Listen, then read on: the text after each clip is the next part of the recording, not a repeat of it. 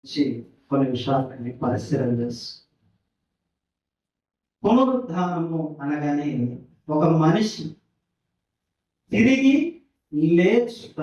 పునరుద్ధానం అంటే తిరిగి లేచుట అనే భావాన్ని సూచిస్తుంది. అయితే మన జీవ గ్రంథంలో ఎన్ని పునరుద్ధానాలు ఉన్నాయి? ఏ పునరుద్ధానంలో ఎవరు లేస్తారు?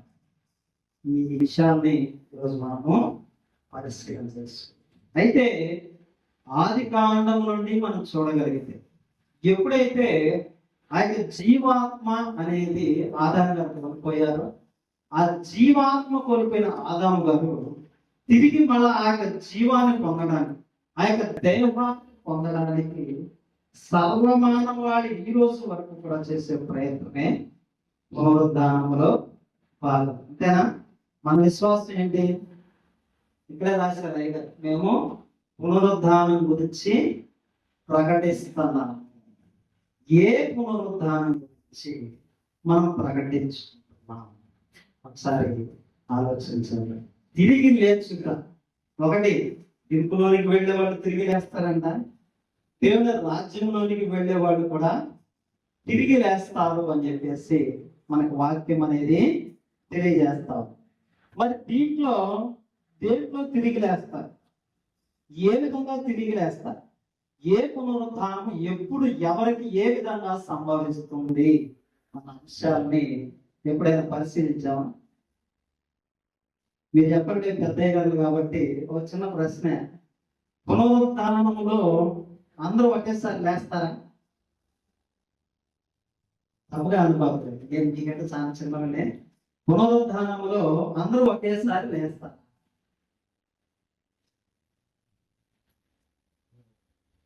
ఒకసారి మనము జీవ గ్రంథాలని పరిశీలన చేసుకోవాలి. ఎందుకంటే బోధించుకుంటున్న మనకి వాక్యం అర్థం కాకపోతే విశ్వాసులు మనం చెప్పగలుగుతామా? చెప్పలేం కదండి. మన దగ్గర ఫలాంత ఉంది అన్నది మన దగ్గర నిశ్చయంగా తెలిసినప్పుడేగా మనం ధైర్యంగా ఉండేది. అంతేనా? అలాగనే మనము కూడా నేను ఇది ఇవ్వగలుగుతున్నాను అన్న నిశ్చయం ప్రతి ఒక్క పాస్టర్లో ఖచ్చితంగా కలిగి ఉండాలి. ఎందుకంటే ఒక రాంగ్ డాక్టర్ అంటే తప్పుడు సిద్ధాంతం అనేది ఏం చేస్తామంటే మనల్ని, మనతో పాటు ఉన్న వారిని కూడా నరకానికి తీసుకెళ్లే ప్రమాదం. మన రోజు వాడిగల ఖడ్గములని దేవుడు వాక్యం మనం బోధిస్తున్నాము అంటే ఖచ్చితంగా ఆయనకి నిత్య జీవంలో మనం వారిని నిలబెడుతున్నాము అన్న రూఢి ఉన్నమాట. లేనప్పుడు మనం ఎన్ని సంవత్సరాలు స్వార్థ చేసినప్పుడు అది వ్యర్థముగానే ఉంటుంది. కాబట్టి ఈ విషయాన్ని మీరు ఆలోచన చేసుకోండి. మొట్టమొదటిగా మనం పునరుద్ధానాన్ని గురించి పరిశీలించాం. అయితే ఈ యొక్క పునరుద్ధానం గురించి మనకి క్రొత్త నిబంధనలో మాత్రమే తెలుపబడతాం. మరి పాత నిబంధనలో పునరుద్ధానపు ఛాయలు ఏమైనా మనకి ఉన్నాయా? ఉన్నాయండి. ఏ భక్తుల ద్వారా చెప్పబడతా ఉన్నాయి? ఒకటి, యోబు గారి ద్వారా మనకి ఈ పునరుద్ధానపు జనపు ఛాయ అనేది చెప్పబడతాం. రెండవది, దావీదు గారి ద్వారా మనకి ఒక పునరుద్ధానము సంగతి చెప్పబడతాం. అంతేనండి. యోబు గ్రంథము 14వ అధ్యాయము 14వ వచనాన్ని ఒకసారి చదవండి. మరణమైన తరువాత నరులు బ్రతికెదరా, బ్రతుకుగా అలా ఉండిన ఎడల నాకు విడుదల కలుగు వరకు నా యుద్ధ దినములన్నీ నేను కనిపెట్టి ఉంటాను. అడుగుతున్నాడు ఇక్కడ భక్తుడు, మరణమైన తరువాత బ్రతుకుతారా అంటే ఈ దేహానికి మళ్ళా జీవం ఉన్నదా అని చెప్పేసి యోబు గారు ఇక్కడ ప్రశ్నిస్తాను. అలా ఉండి ఎడల, ఒకవేళ అలా ఉంటే నేనేం చేస్తానంట, ఇక్కడ యుద్ధ దినాలు అనేవి నేను గడిపేస్తాను అని చెప్పేసి మాట్లాడతాము. ఇది దేనికి సంకేతంగా ఉంది? పునరుద్ధానానికి సంకేతంగా ఉంది. అంతేనా?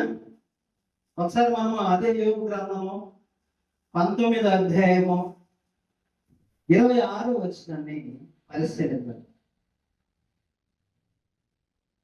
కాదు నా చర్మము చీకిపోయిన తర్వాత, ఈలాగు నా చర్మము చీకిపోయిన తర్వాత శరీరంతో నేను దేవుణ్ణి చూచాను.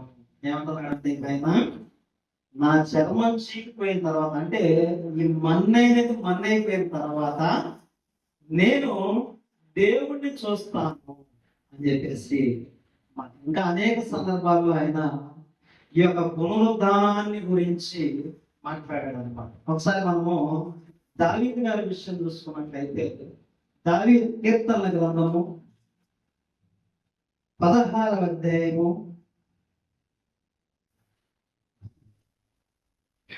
10వ వచనాన్ని ఒకసారి మనం పరిశీలన చేస్తాం.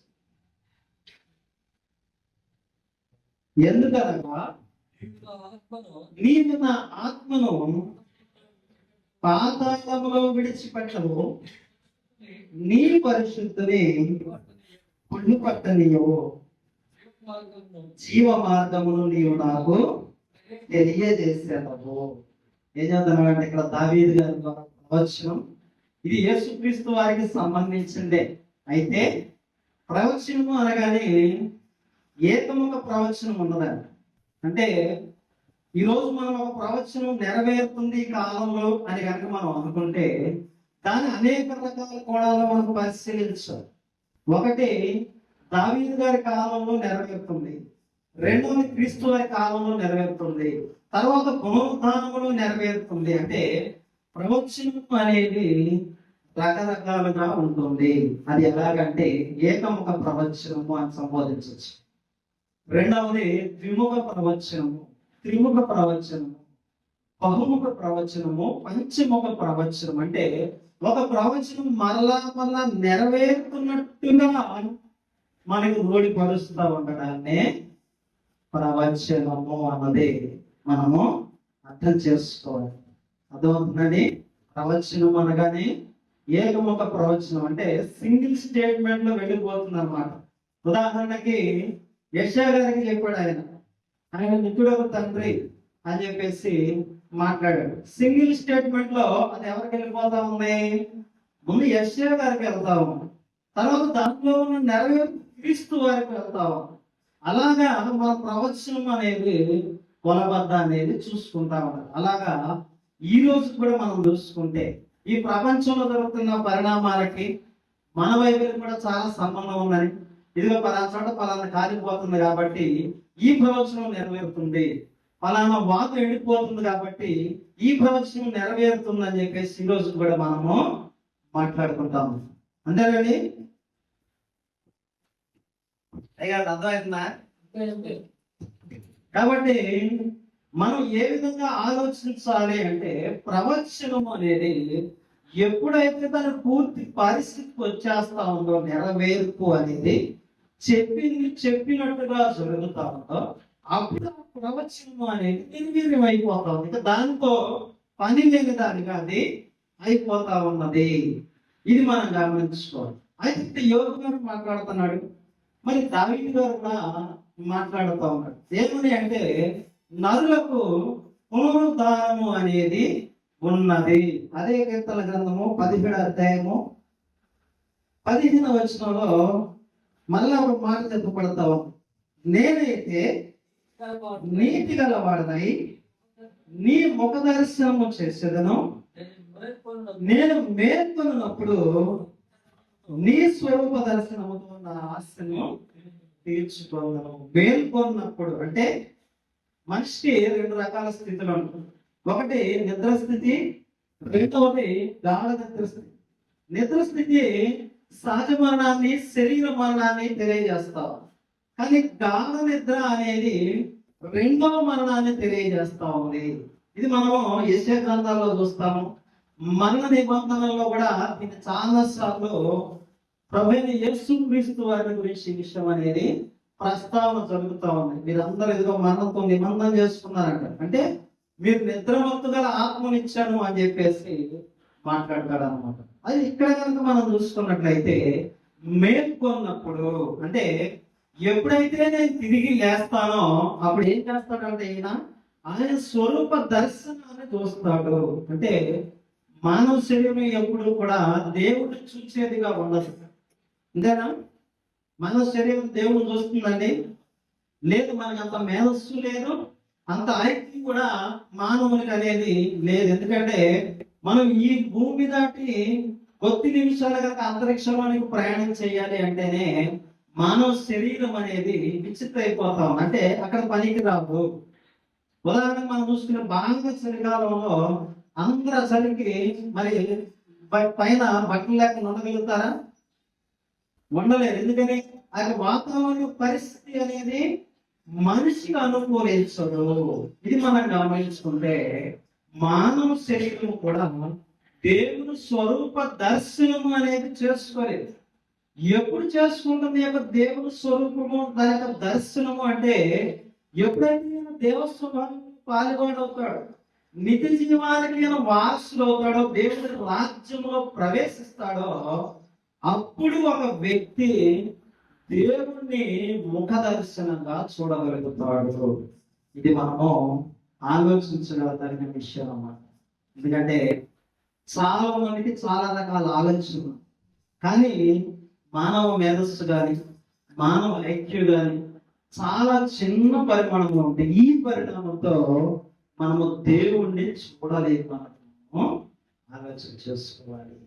ఎప్పుడు చూస్తున్నాము అంటే పునరుద్ధానుడైనప్పుడు చూస్తున్నాము అన్నది మనకి తెలియజేస్తా ఉన్నాం. ఇక జీవ గ్రంథములో మొత్తము ఎన్ని రకాల పునరుద్ధానాలు ఉన్నాయి? ఎన్ని ఉన్నాయండి? 2 రకాల పునరుద్ధానాలు అనేది మనకి కనబడతాం. అంతేనా? ఏమిటి?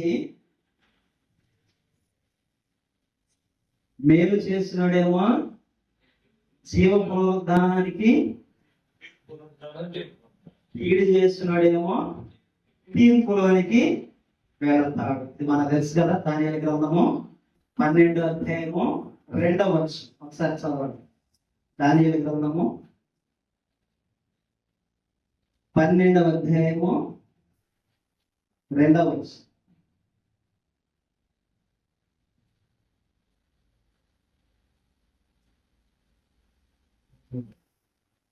మరియు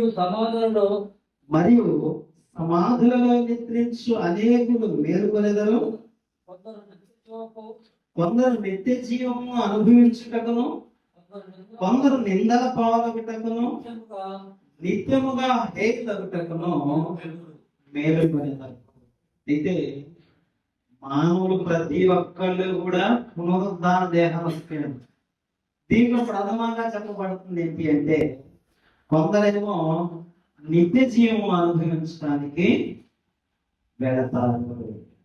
ఇది ఎప్పుడు జరుగుతుంది? మనం అనుకుంటున్నాం కదా, ఇప్పటి వరకు ప్రభువైన యేసుక్రీస్తు వారు ఎప్పుడైతే ఈ భూమి మీదకి వస్తాడో అప్పుడు ఏం జరుగుతుంది? సమాధులలో ఉన్న అనేకులు ఆయనకు శబ్దం విని లేస్తారు, ఆయనకు రాజ్యంలోనికి ప్రవేశిస్తారు. అంతేనా? దీనికి ఒక సమయము అనేది బైబిల్ అనేది నియమించుకునేది జరుగుతా ఉంది. ఎందుకంటే ఆదిలో నుండి మనం చూసుకుంటే, ఆదిమ అపోస్తుల నుండి మనం చూసుకుంటే వాళ్ళు పునరుద్ధానం గురించి ప్రకటించారు.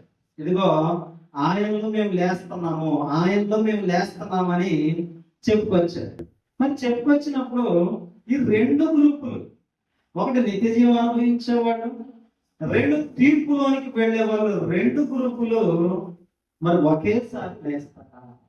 దీనికి ఏమన్నా బైబిల్ ఆధారాలు ఏమన్నా ఉన్నాయా? నేను పౌలు గారు కూడా పునరుద్ధానం గురించి ప్రకటించాడు. ఆయన కూడా అంతేనా?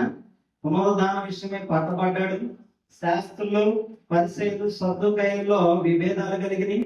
ఒకళ్ళేమో ఈయన వైపు వచ్చారు, ఒకళ్ళేమో ఆయనకు వ్యతిరేకంగా వెళ్ళారు.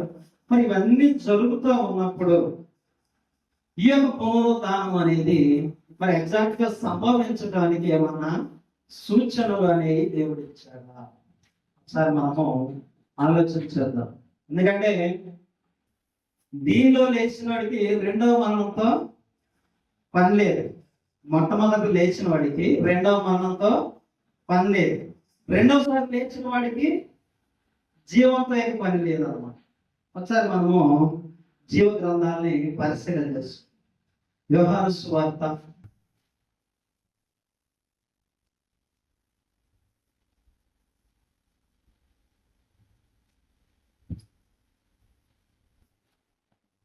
6వ అధ్యాయము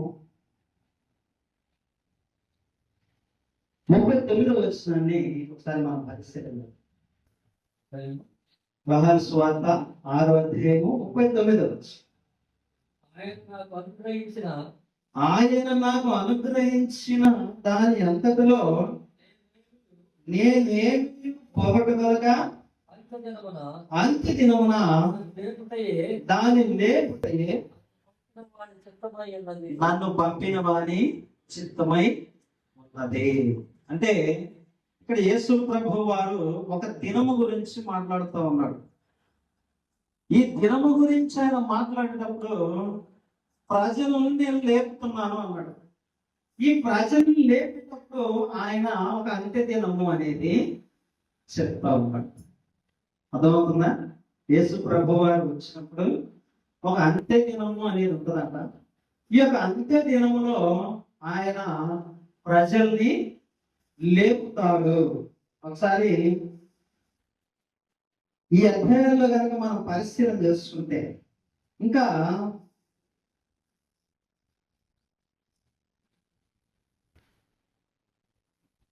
ఈయన ఒక స్నేహితుడు లాజరు గారి విషయంలో కూడా వాళ్ళక్క మార్తమ్మ గారు అడుగుతుంది, అయ్యా మరి నీ స్నేహితుడు అలా చచ్చిపోయాడు అంటే ఆయన లెగుస్తాడు కదా అంటే ఖచ్చితంగా లెగుస్తాడని చెప్తాడు.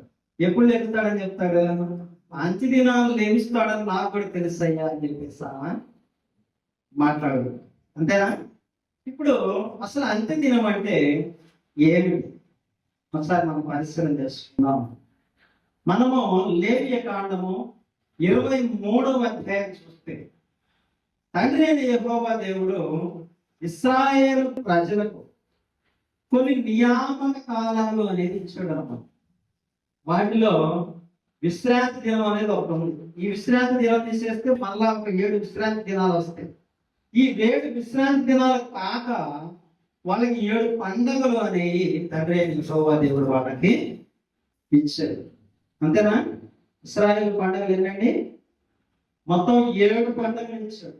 ఈ 7 పండుగల్లో చివరి పండుగ ఏంటంటే గుడారాల పండుగ. ఈ యొక్క గుడారాల పండుగ చివరిదనమాట. ఒకసారి మనము ఆ లేవికాండం 23వ అధ్యాయం చివరి వచనాలు ఒకసారి చదవండి. లేవికాండము 23వ అధ్యాయము చివరి వచనం. నేను ఐగుప్తు దేశములో నుండి ఇశ్రాయేలీయులను రప్పించినప్పుడు వారిని పర్ణశాలలో నివసింపజేస్తుందని మీ జనులు ఎరిగినట్లు 7 దినములు మీరు పర్ణశాలలో నివసింపవలెను. ఇశ్రాయేలులో పుట్టిన వారందరూ పర్ణశాలలో నివసింపవలెను. నేను మీ దేవుడనైన యెహోవాను. అట్లు మోషే ఇశ్రాయేలీయులకు యెహోవా నియామక కాలములను తెలియజెప్పాను. మొదటి పండుగ నుండి చూసుకుంటే పస్కా, పులియని రొట్టెల పండుగ, ప్రథమ ఫలాల పండుగ, పెంతెకొస్తు పండుగ, ఊరల పండుగ, ప్రాయశ్చిత్తార్థ పండుగ, గుడారాల పండుగ. అంటే పస్కాతో వాళ్ళ నియామక కాలాలు అనేవి ప్రారంభమవుతాయి. గుడారాల పండుగతో వాళ్ళకి ముగుస్తాయి. అయితే ఇక్కడ అంత్యదినము అనడానికి గల కారణం ఏంటి అంటే ఎప్పుడైతే ఈ యొక్క గుడారాల పండుగ అనేది వాళ్ళ యొక్క నెరవేర్పుగా మారుతా ఉందో, ఇప్పటికీ వాళ్ళకి నెరవేర్పు పండుగలు మొత్తం 4. గోవుల పండుగ దగ్గర నుంచి మనం ప్రకటన గ్రంథం చూస్తాం. అవి నెరవేర్పు కావలసిన వాళ్ళకి ప్రాయశ సిద్ధార్థం తర్వాత వాళ్ళందరూ కూడా క్రీస్తు వారి వైపు తిరగటం, తిరిగి మళ్ళా వారు వారి మధ్యలో దేవుడు నివసింప చేసుకోవడానికి వారు ప్రయత్నం చేయడం అనేది మనం ప్రకటన గ్రంథంలో చూస్తాం. అయితే ఇక్కడ కనుక మనం ఆలోచన చేస్తే ఈ యొక్క గుడారాల పండుగ అనేది వాళ్ళకి నియామక కాలాలు అయిపోయే దినం, గ్రేట్ ట్రిబులేషన్ అంటారు. అంటే మహాశ్రమల కాలము ముగింపులోనికి వాళ్ళు వస్తూ ఉంటారు. ఇక్కడ నుండి వాళ్ళ ప్రయాణం పెట్టాలి అంటే గ్రేట్ మిలీనియం, అంటే 1000 సంవత్సరాల పరిపాలనలోకి వాళ్ళు ప్రవేశించారు. ఇశ్రాయేల్ యొక్క విధి ఏంటి అంటే 7 సంవత్సరాల కాలం ఎప్పుడైతే ముగుస్తుందో, గ్రేట్ ట్రిబులేషన్ ఎప్పుడైతే ముగుస్తుందో, తిరిగి వాళ్ళు ఏం చేయాలంటే 1000 సంవత్సరాల పరిపాలన కాలంలోనికి వాళ్ళు ప్రవేశించారు. ఈ కాలంలోనికి ప్రవేశించే కంటే ముందుగే దేవుడు ఏం చేస్తాడంటే అంత్య దినాన, అంటే గ్రేట్ ట్రిబులేషన్ కి, గ్రేట్ సెలబ్రేషన్ మిలీనియంలోనికి మధ్యలో దేవుడు తన వారిని లేపుతాడు. ఇది మొదటి పునరుద్ధానముగా మనకి బైబిల్ అనేది తెలియజేస్తా ఉంది. ఈ మిలీనియంలోకి వెళ్ళాల్సిన ఎవరంటే క్రీస్తునందు ఉన్నవాడు. వీళ్ళు మొదటి పునరుద్ధానములో ఉండవలసిన వారు. ప్రకటన గ్రంథము 20వ అధ్యాయం మనం చూసుకున్నట్లయితే, ప్రకటన గ్రంథము 20వ అధ్యాయము 4 నుండి కొన్ని వచనాలు మనం చదువుకుందాం. అంతటా సింహాసనములను చూచుకుని వాటి మీద ఆసీనులై ఉండు వారికి విమర్శ చేయటకు అధికారం ఇవ్వబడెను. మరియు క్రూర మృగముకైనను దాని ప్రతిమకు నమస్కారము చేయక తమ నొసల యందు గాని చేతుల యందు గాని దాన్ని ముద్ర వేయించుకుని వారిని యేసు విషయమై తాము ఇచ్చిన సాక్ష్యం నిమిత్తము, దేవుడు వాక్యం నిమిత్తము శిరచ్ఛేదము చేయబడిన వారి ఆత్మను చూచుకుని వారు బ్రతికిన వారై 1000 సంవత్సరములు క్రీస్తుతో కూడా రాజ్యం చేసి ఆ 1000 సంవత్సరములు గడచు వరకు కలము మృతులు బ్రతకలేదు. ఇది మొదటి పునరుద్ధానము. ఈరోజు మనం ప్రవచనంగా చూసుకుంటే దానియేలు గ్రంథము 12వ అధ్యాయము 2వ వచనంలో ప్రవచనాత్మకంగా ఈ విషయాన్ని మనం చూసుకుంటే ఇది ఎక్కడ నెరవేరుతుందంట? గ్రేట్ ట్రిబులేషన్ ముందు, అంటే మహాశ్రమలు ముగిసి తమ నొసళ్ళ యొక్క ఎవరైతే ముద్ర వేయించుకుని వాళ్ళు ఉన్నారో వాళ్ళందరూ కూడా 1000 సంవత్సరాల రాజ్యంలోనికి, క్రీస్తు వారి రాజ్యంలోనికి ప్రవేశం పొందినట్టుగా దీని మొదటి పునరుద్ధానముగా లాజరు గారి యొక్క సిస్టర్ మార్తా గారు కూడా తెలియజేస్తా ఉంది. యేసు ప్రభు గారు కూడా చాలా సమయాల్లో ఇదే మాట బోధించాడు. అంత్య దినాన నేను దాన్ని లేపుతాను, అంత్య దినాన లేపుతాను. అంత్య దినము అనగా గుడారాల పండుగ యొక్క చివరి దినముగా, గుడారాల పండుగ నుండి గ్రేట్ సెలబ్రేషన్స్ వెళ్ళడానికి వాడు, అంటే 1000 పరిపాలనను ప్రవేశించే కంటే మొదలు లేచిన వాళ్ళే మొదటి పునరుద్ధానములో పొందుకుంటూ ఉంటారు. దీనిలో సంఘం ఉండదు, అంటే మనం ఉండవు. మన ప్రస్తావన అంతా తర్వాత జరుగుతుంది, ఇది ఎప్పుడు జరుగుతుంది అనేది చెప్తారు. ఇక మనం ఆలోచించవలసింది, ఈ మొదటి పునరుద్ధానంలో లేని వాళ్ళ పరిస్థితి వీళ్ళు ఎక్కడ ఉంటారు అంటే, ఎప్పుడైతే ఈ 1000 ఏళ్ల పరిపాలన అనేది అయిపోతుందో, ఈ 1000 ఏళ్ల పరిపాలన అయిపోయిన తర్వాత మరలా ఈ యొక్క సాతాను అనేది భూమి మీద విడిచిపెట్టబడుతున్నాం. విడిచిపెట్టబడిన తర్వాత దాని యొక్క 3 అపవిత్ర ఆత్మలు, అంటే వారికి సంబంధించిన పరిపూర్ణత అనేది భూమి మీద రిలీజ్ చేయబడిన తర్వాత వాడు ఏం చేస్తాడంటే మరలా తిరిగి హర్మయోద్ధని యుద్ధం అనేది ఒకటి స్టార్ట్ చేస్తారు. ఈ విధంగా స్టార్ట్ చేసిన తర్వాత మరలా యేసు క్రీస్తు వారు ఏం చేస్తారంటే వాడితో యుద్ధం చేసి వాడిని బంధించేసి పూర్తిగా సజీవంగా ఏం చేస్తాడంట నరకంలోకి వేస్తాడంట. ఇక ఎప్పుడైతే ఈ ప్రాసెస్ అనేది జరుగుతుందో అక్కడ కడమ మృతులు, ఎవరెవరైతే క్రీస్తునామం లేక దేవుని నిబంధనలో లేక ఆది నుండి వారి యొక్క శరీరాత్మలు తప్పులు చేసుకుంటూ వస్తా ఉన్నారే, వారందరూ ఈ యొక్క రెండవ పునరుద్ధానంలోనికి వచ్చేవాడు. ఒకసారి మనం కింద వచ్చినాం చదువు, 7వ వచనం. 1000 సంవత్సరములు గడిచిన తర్వాత చదువు.